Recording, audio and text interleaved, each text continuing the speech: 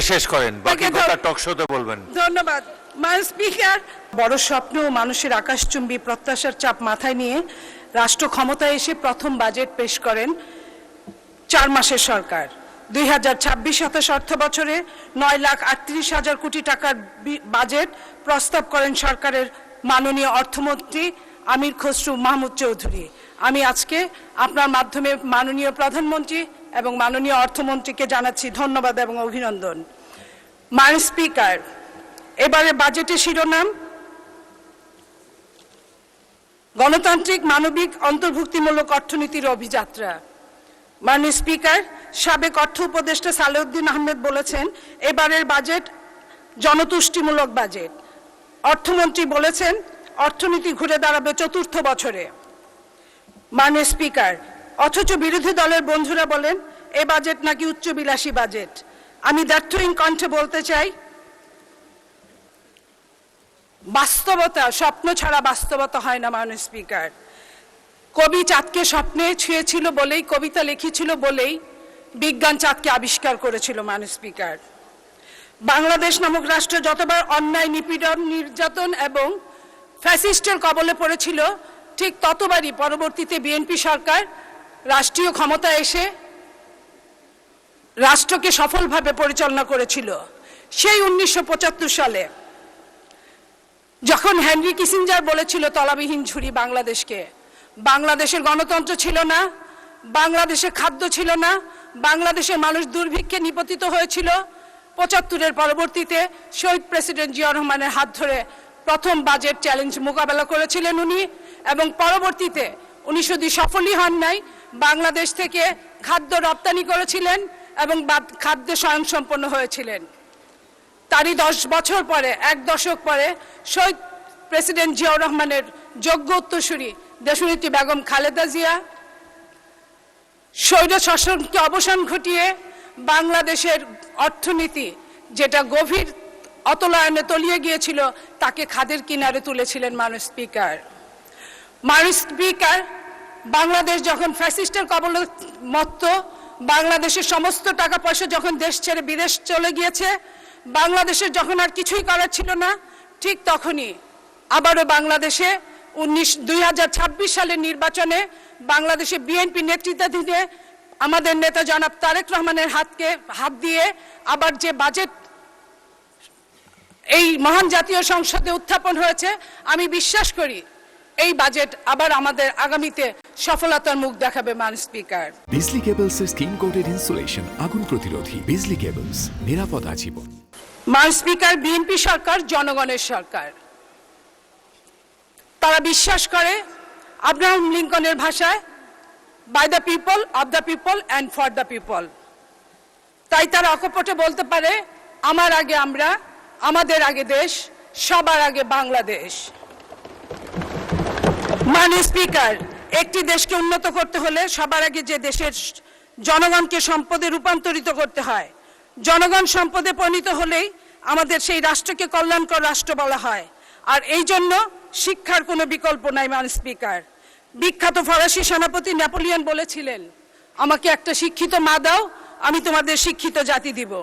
ইসলাম বলেছেন দুলনা থেকে কবর পর্যন্ত জ্ঞান অর্জন করো। রাসূলুল্লাহ সাল্লাল্লাহু আলাইহি ওয়াসাল্লামের উপর কুরআন নাজিলে প্রথম শব্দটি ছিল ইকরা, যার অর্থ হচ্ছে পড়ো। মাননীয় স্পিকার, এখান থেকেই শিক্ষার গুরুত্ব বোঝা যায়। তাই শিক্ষাই যে জাতির মেরুদণ্ড, এবং সেই মেরুদণ্ড শক্ত হলেই শুধুমাত্র সোজা হয়ে দাঁড়ানো যায়। তাই মাননীয় প্রধানমন্ত্রীর নেতৃত্বে বিএনপি সরকার 2026-27 অর্থ বছরে শিক্ষা খাতে বরাদ্দ রেখেছেন 1,36,606 কোটি টাকা। শিক্ষা খাতে সবার আগে গুরুত্ব দিয়ে এত বিপুল বরাদ্দ দেওয়ার জন্য মাননীয় প্রধানমন্ত্রী এবং অর্থমন্ত্রীকে আমি জানাচ্ছি ধন্যবাদ এবং অভিনন্দন। মাননীয় স্পিকার, গত কয়েকদিন আগে বিরোধী দলের একজন সংসদ সদস্য বলেছেন কওমি মাদ্রাসায় নাকি বরাদ্দ দেওয়া হয়নি। আমি উনাকে বলতে চাই, কওমি অর্থ হচ্ছে গোষ্ঠী। বাংলাদেশ জাতীয়তাবাদী দল কোনো গোষ্ঠীর জন্য, কোনো ব্যক্তির জন্য কাজ করে না।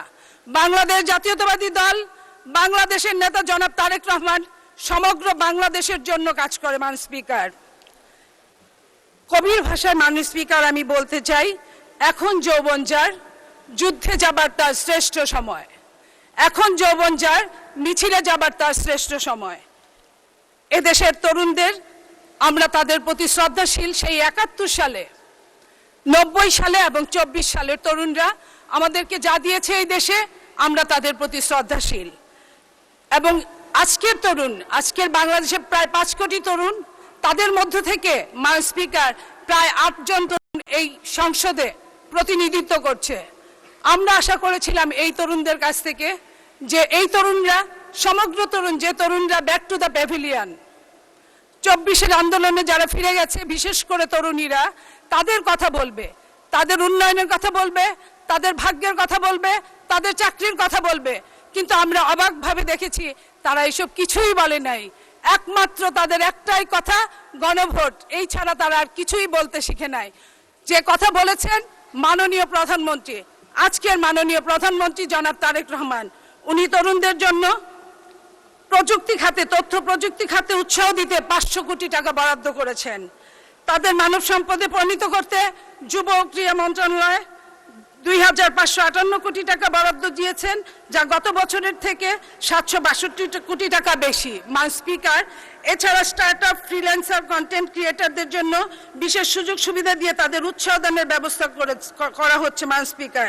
এবং 9 বছরের জন্য আগামী ভ্যাট প্রথা তুলে দেওয়া হয়েছে তরুণদের এই স্টার্টআপের। মাননীয় স্পিকার, তরুণ পেশাজীবীদের জন্য করমুক্ত আয় সীমা 3.5 লাখ থেকে বাড়িয়ে 4.5 লাখ করা হয়েছে। মাননীয় স্পিকার, মাননীয় স্পিকার, স্বাস্থ্যই সম্পদ, অথচ বাংলাদেশের জনগণ অসুখ, হাসপাতাল, ডাক্তার, চিকিৎসা নিয়ে যারপরনায় অসুখে থাকে। বিএনপি সরকার 2026-27 অর্থ বছরে আগের অর্থ বছরের দ্বিগুণ, প্রায় 69,409 কোটি টাকা বরাদ্দ রেখেছেন, যা জিডিপির 1.01%। মাননীয় স্পিকার, স্বাস্থ্য খাতে সার্বজনীন ও ন্যায়সঙ্গত স্বাস্থ্যসেবা নিশ্চিত করা, চিকিৎসা কেন্দ্রিক ব্যবস্থা থেকে প্রতিরোধ কেন্দ্রিক ব্যবস্থা রূপান্তর করা, গ্রামীণ প্রান্তিক জনগোষ্ঠীর কাছে স্বাস্থ্যসেবা পৌঁছে দেওয়া, মাতৃ ও শিশু স্বাস্থ্য, পুষ্টি ও টিকাদান কর্মসূচি জোরদার করা এই বাজেটের লক্ষ্য। মাননীয় স্পিকার, 1 লক্ষ স্বাস্থ্যকর্মী ও 5,000 চিকিৎসক এই 1 বছরে নিয়োগ দেওয়ার উদ্যোগ নেওয়া হয়েছে। মাননীয় স্পিকার, যার 80% নারী।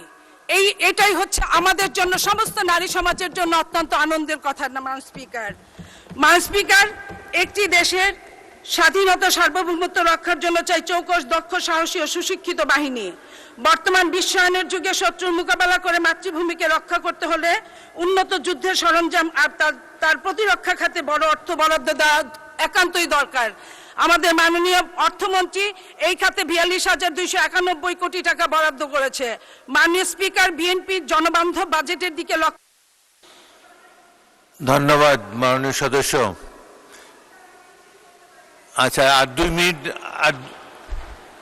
2 মিনিটে শেষ করেন, বাকি কথা টক শোতে বলবেন। ধন্যবাদ মাননীয় স্পিকার। আমি আসলে বলতে চাই, আমি জামালপুরের মেয়ে, আমি নকশিকাথার এলাকার মেয়ে, আমি ব্রহ্মপুত্র নদের এলাকার মেয়ে এবং আমি সবজির এলাকার মেয়ে। অথচ আপনি জানেন মাননীয় স্পিকার, আমাদের যখন মৌসুম আসে তখন সবজি উৎপাদন যা হয় সেটা রক্ষণাবেক্ষণ করতে পারি না। আপনার মাধ্যমে আমি চাই আজকের অর্থমন্ত্রী উনি যেন হিমাগার তৈরির ব্যবস্থা করেন আমাদের এলাকায়, যেটা সারা বাংলাদেশে পরবর্তীতে কাজে লাগবে। মাননীয় স্পিকার, আমি আর একটু কথা বলতে চাই, সেটা হচ্ছে গত মহান জাতীয় সংসদে আপনার একজন মুক্তিযোদ্ধা নিয়ে কিছু কথা বলেছিল, আমি সেই কথা বলতে চাই। মহান জাতীয় সংসদ পরিচালনার জন্য মাননীয় স্পিকার, প্রতি মিনিটে 2,72,000 টাকা খরচ হয়। এখানে বিরোধী দল আলোচনা করে পর্দা, বালিশ, মেশিন, মাইক্রোওয়েভ এইসব আলোচনা করে এবং আরো আলোচনা করে কার বাবা দাদা মুক্তিযুদ্ধে শহীদ হয়েছে। আমি আপনার মাধ্যমে বলতে চাই মাননীয় স্পিকার, যিনি সংসদ সদস্য বলেছেন উনার বাবা মুক্তিযুদ্ধে শহীদ হয়েছেন, অথচ উনার জন্ম হয়েছে 1981 সালে, 10 বছর পরে জন্ম হয়েছে। আমি আপনার মাধ্যমে জানতে চাই, মায়ের গর্ভে থাকা ভ্রূণ কি 10 বছর কারো পেটে থাকে? মাননীয় স্পিকার, আমি শুধু এই কথাটা বলতে চাই, মুক্তিযোদ্ধাই যে হতে হবে সংসদ সদস্য হওয়ার জন্য এটা কোনো কথা না। সংসদ সদস্য হওয়ার জন্য জনগণের জন্য কাজ করলেই হয়।